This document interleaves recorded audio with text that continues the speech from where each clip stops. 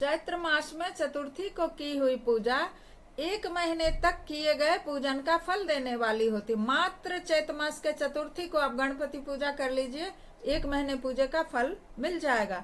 जब सूर्य सिंह राशि पर स्थित हो उस समय भादो महीने की चतुर्थी को की हुई गणेश की पूजा 1 वर्ष तक मनोवांछित भोग प्रदान करती है। अब जिसको पता रहेगा वही करेगा, इसलिए शिव पुराण सुनना बहुत ही आवश्यक है, क्योंकि और याद रखना भी आवश्यक है। बार बार उस चीज को सुने तो वो हमेशा के लिए याद हो जाएगा, और उस तिथि को करें तो वो प्रैक्टिकल में आ जाएगा, एक अभ्यास हो जाएगा। तो भादो मास में चतुर्थी की हुई पूजा 1 वर्ष तक जो जो इंसान चाहेगा वो सब भोग मिल जाएगा। श्रावण मास के रविवार को हस्त नक्षत्र से युक्त सप्तमी तिथि को और माघ शुक्ला सप्तमी को भगवान सूर्य का पूजन करना चाहिए। ज्येष्ठ और भादो मास के बुधवार को श्रवण नक्षत्र से युक्त द्वादशी यदि है तो केवल द्वादशी को भी किया गया भगवान विष्णु का पूजन अभिष्ट संपत्ति को देने वाला माना गया है। श्रावण मास में की जाने वाली श्री हरि की पूजा अभिष्ट मनोरथ और आरोग्य प्रदान करती है। देखिए, सावन मास में सब शंकर जी को जल चढ़ाते हैं, लेकिन श्री हरि की भी जो पूजा करते हैं तो अभिष्ट मनोरथ और आरोग्य प्रदान होता है। श्रावण मास में अंगों एवं उपकरणों सहित पूर्वोक्त गौ आदि 12 वस्तुओं का दान करने से जिस फल की प्राप्ति होती है उसी को द्वादशी तिथि में आराधना द्वारा श्री विष्णु की तृप्ति करके मनुष्य प्राप्त कर लेता है। बताइए, सिर्फ द्वादशी तिथि में आराधना करके विष्णु की उतना फल मिल जाएगा जो 12 गौ दान करके होता है।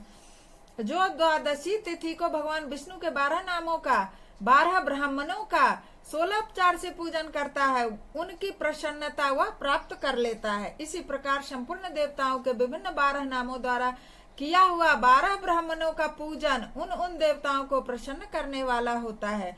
कर्क की संक्रांति से युक्त श्रावण मास में 9वीं तिथि को जब मृगशिरा नक्षत्र हो तो उसमें अंबिका का पूजन लाभप्रद है। वे संपूर्ण मनोवांछित भोगों और फलों को देने वाली है। ईश्वर की इच्छा रखने वाले पुरुष को उस दिन अवश्य ही उनकी पूजा करनी चाहिए। आश्विन मास के शुक्ल पक्ष की 9वीं तिथि संपूर्ण अभिष्ट फलों को देने वाली होती है। उसी मास के कृष्ण पक्ष की चतुर्दशी को यदि रविवार पड़ जाए तो उस दिन का महत्व और भी बढ़ जाता है। साथ ही यदि आर्द्रा नक्षत्र सूर्य संक्रांति से युक्त हो तो उस अवसरों पर की गई शिव पूजा विशेष महत्व रखता है। माघ कृष्ण चतुर्दशी को की हुई शिव की पूजा संपूर्ण अभिष्ट फलों को देने वाली है। फागुन शुक्ल पक्ष को तो महाशिवरात्रि मनाते हैं, लेकिन उससे 1 महीना पूर्व माघ कृष्ण चतुर्दशी को भी शिव की पूजा रुद्राभिषेक आदि कराना हो तो वो संपूर्ण अभिष्ट फलों को देने वाली है, इसलिए कराना चाहिए। वह मनुष्यों की आयु बढ़ाती है, मृत्यु कष्ट को दूर हटाती है और समस्त सिद्धियों की प्राप्ति कराती है। ज्येष्ठ मास में चतुर्दशी को यदि महाआद्र का योग हो और अगहन मास में किसी भी तिथि को यदि आद्रा नक्षत्र हो तो उस अवसर पर विभिन्न वस्तुओं की बनी हुई मूर्ति के रूप में शिव की जो 16 उपचारों से पूजा करता है उस पुण्यात्मा के चरणों का दर्शन करना चाहिए। भगवान शिव की पूजा मनुष्यों को भोग और मोक्ष देने वाली है, ऐसा जानना चाहिए। कार्तिक मास में प्रत्येक वार और तिथि आदि में महादेव जी की पूजा का विशेष महत्व है। कार्तिक मास आने पर विद्वान पुरुष दान, तप, होम, जप और नियम आदि के द्वारा समस्त देवताओं का खोडोपचार चारों से पूजन करें। उस पूजन में देव प्रतिमा, ब्राह्मण तथा मंत्रों का उपयोग आवश्यक है। ब्राह्मणों को भोजन कराने से भी वह पूजन कर्म संपन्न होता है। पूजक को चाहिए कि वह कामनाओं को त्याग कर पीड़ा रहित शांत होकर के देव आराधना में तत्पर रहे। कार्तिक मास में देवताओं का यजन पूजन समस्त भोगों को देने वाला, व्याधियों को हरने वाला, भूत और ग्रहों का विनाश करने वाला है। कार्तिक मास के रविवार को भगवान सूर्य की पूजा करने से, तेल तथा सूती वस्त्र देने से मनुष्यों के कोढ़ आदि रोगों का नाश होता है। हर्रे, काली मिर्च, वस्त्र और खीरा आदि का दान और ब्राह्मणों की प्रतिष्ठा करने से क्षय के रोग का नाश होता है। दीप और सरसों के दान से मृगी का रोग मिट जाता है। कृतिका नक्षत्र से युक्त सोमवारों को किया हुआ शिव जी का पूजन मनुष्यों के महान दारिद्र को मिटाने वाला और संपूर्ण संपत्तियों को देने वाला है। इसीलिए कहते हैं ना कि हर दिन प्रतिदिन शंकर को एक लोटा जल चढ़ाएं। अब पता नहीं है, पंचांग नहीं देखते हैं डेली लोग, सब लोग पढ़े लिखे भी नहीं है तो पंचांग देखने भी नहीं जानते हैं। बहुत लोगों की आदत होती है कि प्रातः काल उठ करके सबसे पहले अपना हस्त रेखा देखते हैं, फिर पंचांग देखते हैं, तब बिस्तर से उतरते हैं। तो ऐसा सभी नहीं कर पाते। तो पंचांग नहीं भी देखेंगे, जब नियम रहेगा रोज एक लोटा जल चढ़ाना है, तो कोई सा नक्षत्र हो, कोई सा बार हो, कभी न कभी तो वो दिन आ ही जाएगा जो दारिद्र को मिटाने वाला और संपत्तियों को देने वाला होगा। क्योंकि पहले तो भोग चाहिए लोगों को। घर की आवश्यकता सामग्रियों के साथ ग्रह और क्षेत्र आदि का दान करने से उक्त फल की प्राप्ति होती है। कृतिका युक्त मंगलवारों को श्री अस्कंद भगवान यानी कार्तिकेय भगवान का पूजन करने से, दीपक और घंटा आदि का दान देने से मनुष्य को शीघ्र ही वाक सिद्धि प्राप्त हो जाती है। बहुत सारे मनुष्य को वाक सिद्धि होती है, जो बोल दिया एक बार उसको ब्रह्मा भी नहीं टालेंगे, वो तो होगा। उनके मुंह से निकली हुई हर बात सत्य होती है।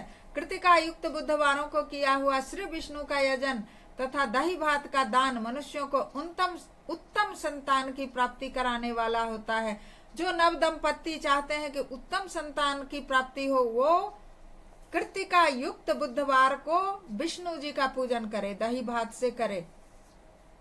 कृतिका युक्त गुरुवार को धन से ब्रह्मा जी का पूजन तथा शहद से, सोना और घी का दान करने से मनुष्यों के भोग वैभव की वृद्धि होती है। कृतिका युक्त शुक्रवारों को गजानन गणेश जी की पूजा करने से तथा गंध पुष्प एवं अन्न का दान देने से मानवों के भोग्य पदार्थों की वृद्धि होती है। उस दिन सोना चांदी आदि का दान करने से बंध्या को भी उत्तम पुत्र की प्राप्ति होती है। कृतिका युक्त शनिवार को दिक्पालों की वंदना, दिग्गजों, नागों और सेतुपालों का पूजन, त्रिनेत्रधारी रुद्र, पापहारी विष्णु तथा ज्ञानदाता ब्रह्मा का आराधना करने से और धनवंतरी एवं दोनों अश्विनी कुमारों का पूजन करने से रोग, अकाल मृत्यु, दुह मृत्यु आदि का निवारण होता है तथा तात्कालिक व्याधियों की शांति हो जाती है। नमक, लोहा, तेल और उड़द आदि का, त्रिकूट, सोंठ, पीपल और गोल मिर्च, फल, गंध और जल आदि का तथा घृत का, द्रव्य पदार्थों का, सुवर्ण, मोती आदि कठोर वस्तुओं का दान देने से स्वर्ग लोक की प्राप्ति होती है। इनमें से नमक आदि का मान कम से कम 1 सेर तो अवश्य होना चाहिए और सुवर्ण आदि का मान कम से कम 1 पल। धनु की संक्रांति से युक्त पौष मास में उषा काल में शिव की पूजा और समस्त देवताओं की पूजा सिद्धि देने वाली होती है। इस पूजन में अघन्नी चावल से तैयार किया हुआ नैवेद्य तैयार करें। पौष मास में नाना प्रकार के अन्न का नैवेद्य यानी खिचड़ी बना करके भी विशेष महत्व रखता है। अगहन में केवल अन्न का दान करने वाले मनुष्यों को ही संपूर्ण अभिष्ट फलों की प्राप्ति हो जाती है और अगहन में अन्न का दान करने वाले मनुष्य के सारे पाप नष्ट हो जाते हैं। वह अन्न का दान करने वाले मनुष्य के सारे पाप नष्ट हो जाते हैं। उन्हें अभिष्ट सिद्धि, आरोग्य, धर्म, वेद का सम्यक ज्ञान, उत्तम अनुष्ठान का फल, इहलोक और परलोक में महान भोग, अंत में मोक्ष तथा वेदांत ज्ञान की सिद्धि प्राप्त हो जाता है। जो भोग की इच्छा रखने वाला है वह मनुष्य अघन आने पर कम से कम 3 दिन भी उषा काल में अवश्य स्नान करके देवताओं का पूजन करे और पौष मास को कभी पूजन से खाली न जाने दे। उषा काल से लेकर संगम काल तक पौष मास में पूजन का विशेष महत्व बताया गया है। पौष मास में पूरे महीने भर जितेंद्रिय और निराहार रहकर द्विज प्रातः काल से मध्याह्न काल तक वेद माता गायत्री का जप करे। तत्पश्चात रात को सोने के समय एक पंचाक्षर मंत्र आदि का जाप करे समय तक।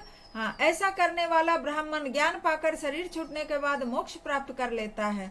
द्विजेतर नर नारियों को त्रिकाल स्नान और पंचाक्षर मंत्र के ही निरंतर जप से विशुद्ध ज्ञान प्राप्त होता है। इष्ट मंत्रों का जप करने से बड़े बड़े पापों का नाश हो जाता है। सारा चराचर जगत बिंदु नाद स्वरूप है। बिंदु शक्ति है और नाद शिव। इस तरह यह जगत शिव शक्ति स्वरूप ही है। नाद बिंदु का और बिंदु इस जगत का आधार है। ये बिंदु और नाद शक्ति और शिव हैं, संपूर्ण जगत के आधार रूप से स्थित हैं।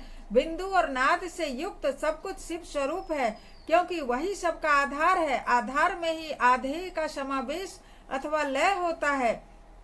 यही सकलीकरण है। इस सकलीकरण की स्थिति से ही सृष्टि काल में जगत का प्रादुर्भाव हुआ था। शिवलिंग बिंदु नाद स्वरूप है, अतः उसमें जगत का कारण बताया गया है।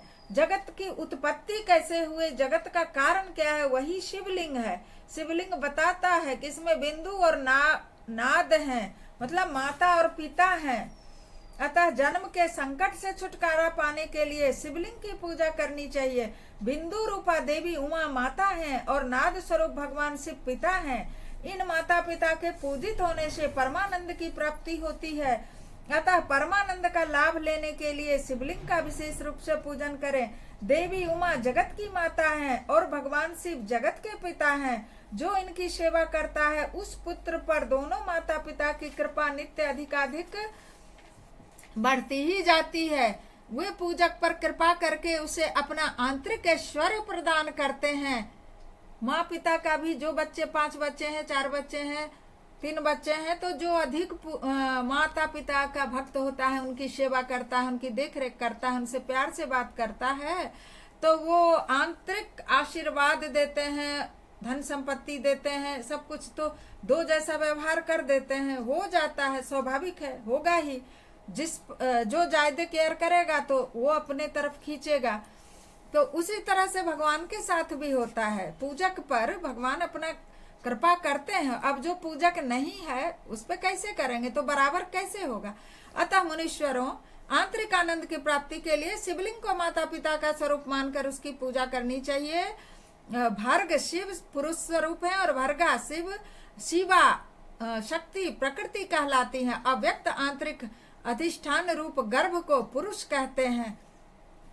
ऐसा गर्भ जो अव्यक्त हो और सुव्यक्त आंतरिक अधिष्ठान भूत गर्भ को प्रकृति कहते हैं। पुरुष आदि गर्भ हैं, वह प्रकृति रूप गर्भ से युक्त होने के कारण गर्भमान है, क्योंकि वही प्रकृति का जनक है। प्रकृति में जो पुरुष का संयोग जब होता है तो उससे उसका प्रथम जन्म कहलाता है। अव्यक्त प्रकृति से महत्त्व आदि के क्रम से जो जगत का व्यक्त होना है, यही उस प्रकृति का द्वितीय जन्म है।